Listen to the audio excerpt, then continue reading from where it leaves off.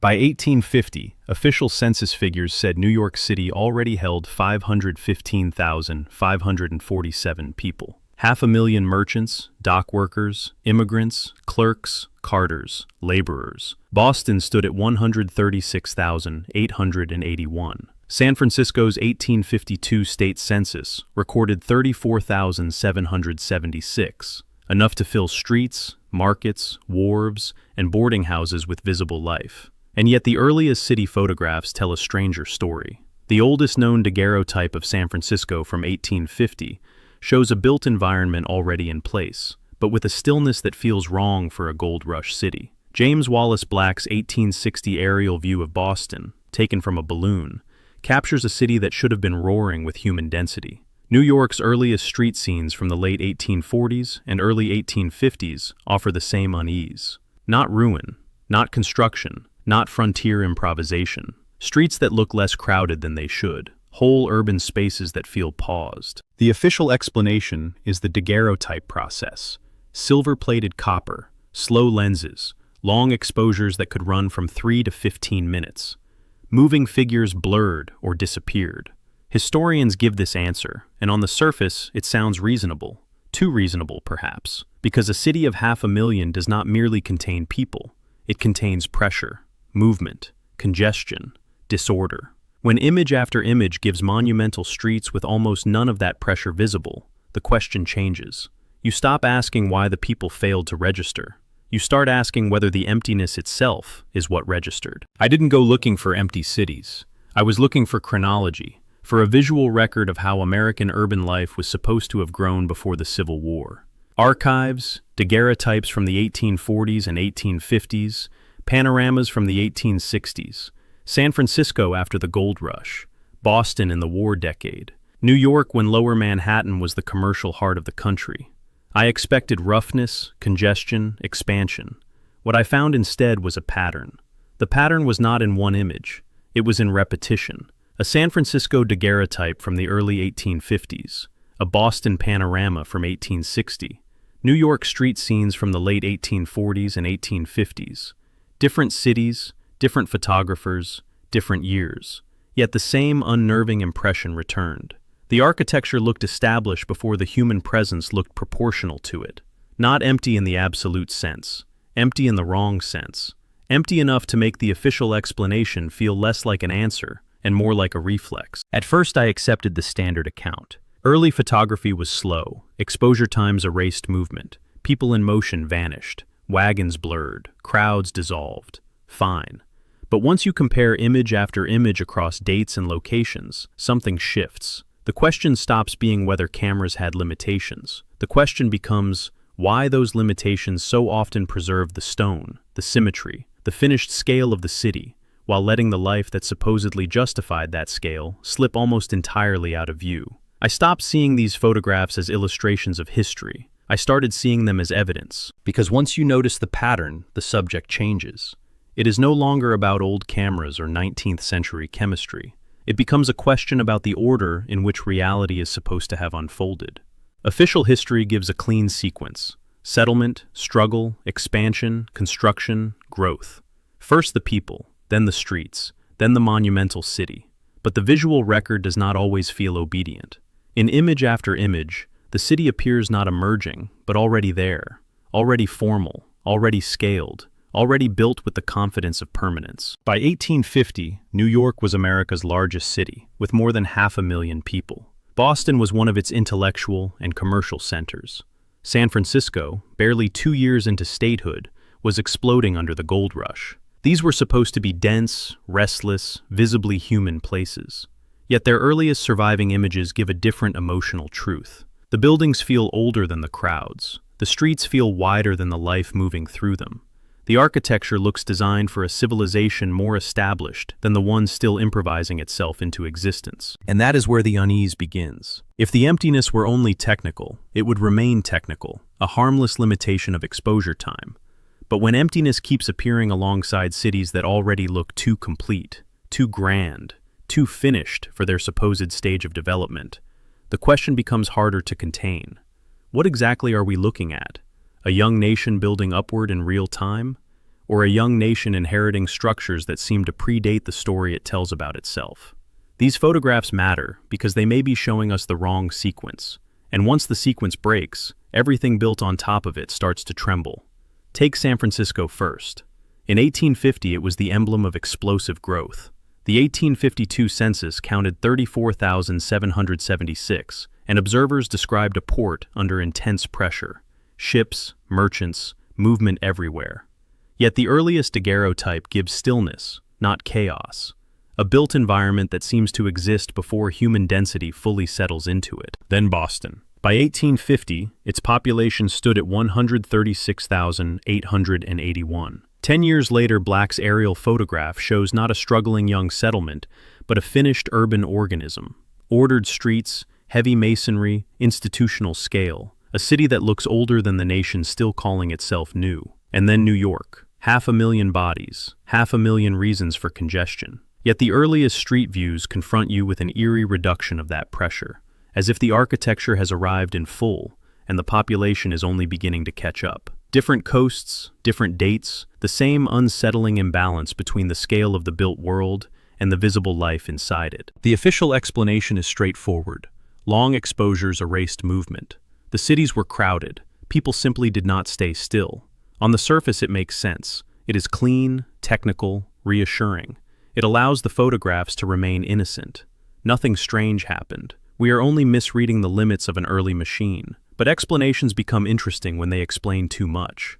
Once long exposure is accepted as a universal solvent, every unsettling image is neutralized before the question can be asked. Empty street? Exposure. Missing crowds? Exposure. The answer arrives so fast it prevents observation. Suspicion enters, not because the technical account is false in every case, but because it is used as if it were sufficient in every case. As if one chemical limitation could account for the deeper impression, that these cities do not merely look underexposed, they look underinhabited. A city is not just pedestrians, it is pressure made visible, noise, congestion, clusters of activity. Even in early photography, figures who remain still could register. Parked wagons could register. Density itself should register. Yet in many of these images, what disappears is not only motion, what disappears is mass. The sense of overflow, the friction of daily life. New York in 1850 was no place where one or two passers-by might conveniently blur away.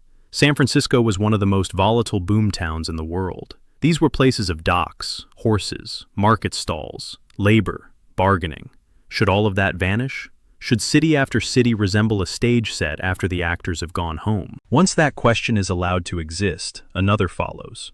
What if we have been using the chemistry of the image to avoid confronting its content? What if the crowd was not yet proportional to the world already standing there? The empty avenues would stop looking like technical accidents and start looking like a transitional moment, an interval after catastrophe or abandonment, before full occupation. A city not being built, but being entered. Not rising out of frontier struggle, but waiting in silence for the people who would later be told they had made it. That is where the theory of settlement enters. 19th century America was not simply building upward from mud and improvisation. It was moving into something already standing. The grand facades, oversized civic buildings, formal avenues, these were remnants, inheritance, a built world left behind by an earlier order, later occupied by the people whose names entered the record. Once you allow that possibility, the empty streets stop behaving like an optical curiosity and start behaving like evidence of transition. A city can look quiet before growth, after collapse, between populations, after some rupture large enough to leave the structure intact, but thin out the human layer. The old photographs do not merely look old, they look interrupted, as if the architecture belongs to one chapter and the visible population to the chapter after it. The standard narrative cannot afford this. If these cities were inherited rather than built, the 19th century begins to look less like a heroic age of construction and more like a period of occupation. Not discovery, resettlement.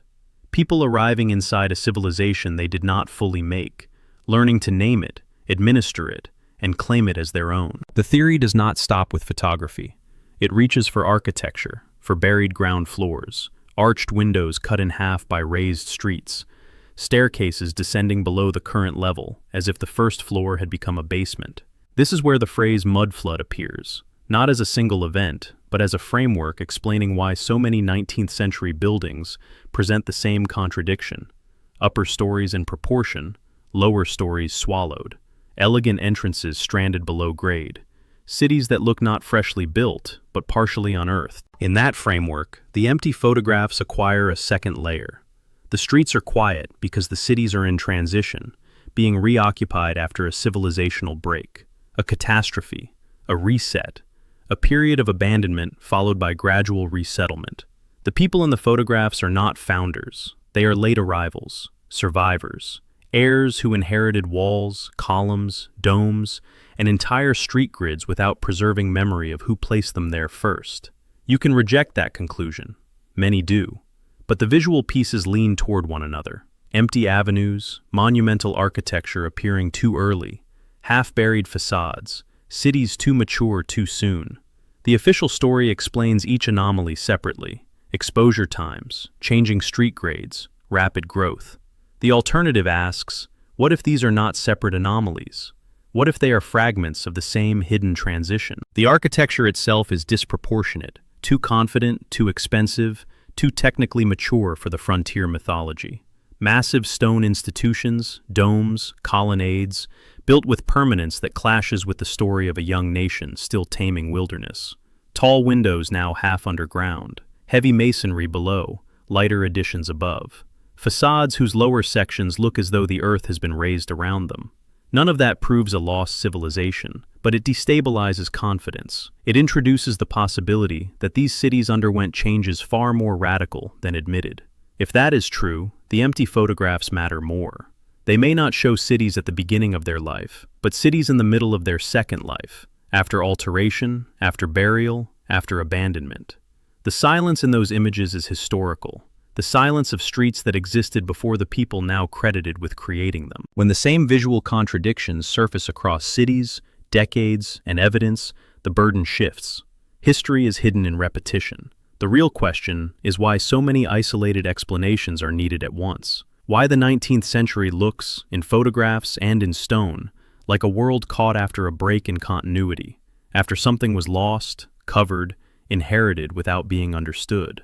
The theory of settlement becomes an organizing principle, not proof, but a sequence that makes the fragments cohere. First the structures, then the silence, then the arrival of people into spaces older than they should be, then the official story written afterward. Perhaps that story is correct, but if it is not, these cities preserve not the birth of modern America, but the afterimage of something that came before, and the record of those who moved in after the fact and called it their own. Imagine arriving in such a city with no memory of its first builders, stepping into streets too wide for a frontier town, past stone facades too refined for emergency settlement, into public buildings whose scale suggests inheritance.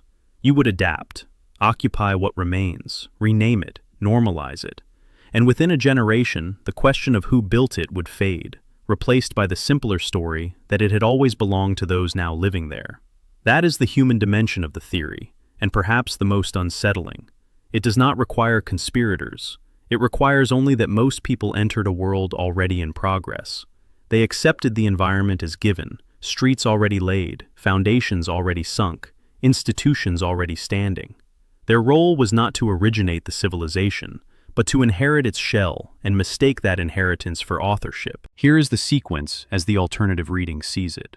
First, cities appear with architectural maturity out of step with the frontier narrative. Then, the earliest photographs capture them in the 1840s to 1860s, not chaotic with population, but strangely quiet, the built environment more established than the human layer. Normalization follows. More people, more traffic, more confidence in the official story, until the silence is reclassified as a mere technical artifact. Other anomalies settle into the background. Street levels rise, lower floors disappear. The 19th century becomes, in retrospect, progress so complete it leaves no room for interruption or inheritance. But if the sequence was different, if structures came first, if population lagged, if the camera caught the interval before full occupation, then those old photographs preserve a threshold moment, the pause between abandonment and resettlement, the brief historical silence before new inhabitants filled the avenues, renamed the inheritance, and forgot they had arrived late. The question is no longer why the streets look empty. The real question is why we are so determined to make that emptiness harmless. Exposure time, technical limitation, nothing to see here. Because if the silence is not merely photographic, it points toward a 19th century far less comfortable. Cities not simply built, but taken over. Not born in front of the camera, but already standing when the camera arrived. The old plates remain. San Francisco in 1850, Boston from the sky in 1860. New York already immense, already formal, harder to reconcile with the mythology of a raw young nation. Historians can explain each image one by one, but the images remain, and so does the pattern. Stone before crowds, scale before density, architecture before believable authorship, a visual record suggesting the forbidden sequence, first the city, then the people. That is why these photographs trouble anyone who looks at them too long. They preserve timing, they preserve imbalance, they preserve the possibility that modern America inherited its urban world in silence, and only later learned to call that inheritance its own. The witnesses are gone, the cities have been filled, the official story has settled. But the old images wait in archives, in plain sight, for someone willing to look at the emptiness and ask whether it is not the flaw in the picture, but the subject of it. Archives wait. They keep what survived. A plate, a panorama, a street with too much stone and too little life. And if those images show a transitional America, an America moving into cities instead of raising them from scratch, then the silence in them is not an absence. It is a trace. The trace left when memory breaks, when inheritance replaces origin, and when a people arrive late enough to mistake occupation for creation. That may not be the whole truth, but it is enough to make the old photographs dangerous again. Because once you see the emptiness as evidence, the cities no longer look young, they look forgotten.